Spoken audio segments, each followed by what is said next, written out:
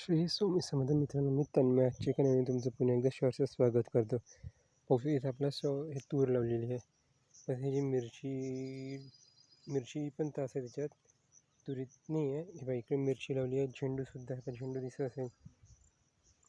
इकडे लिंबात आहे, लिंबातसुद्धा पण झेंडू प्लस मिरची लावलेली आहे.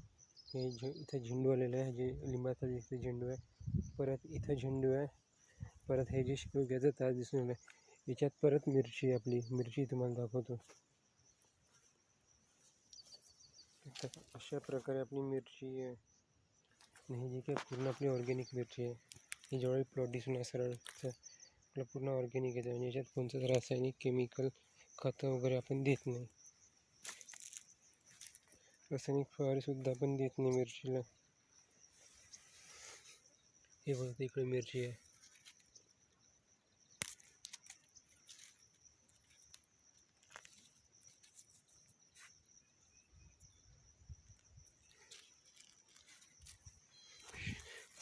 याला मिरचीसुद्धा धरायला सुरुवात झालेली आहे. मिरची धराई पाहू शकता.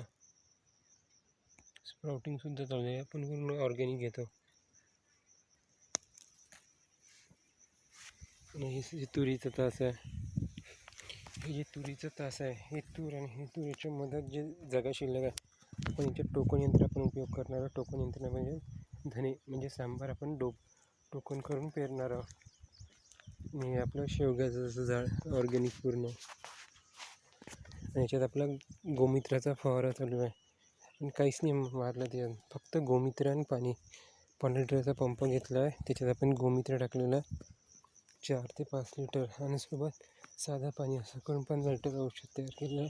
आणि त्याची आपली फवारणी चालू आहे, ते तुम्हाला समोर दाखवतो. हा प्लॉट आपला मारून झाला आहे. समोरचा प्लॉट चालू आहे फवारणं.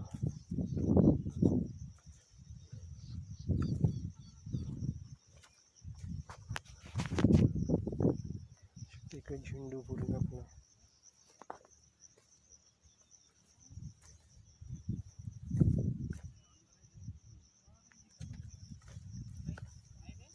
पूर्ण आपल्या ऑर्गॅनिक पद्धतीने हे पाहू शकता.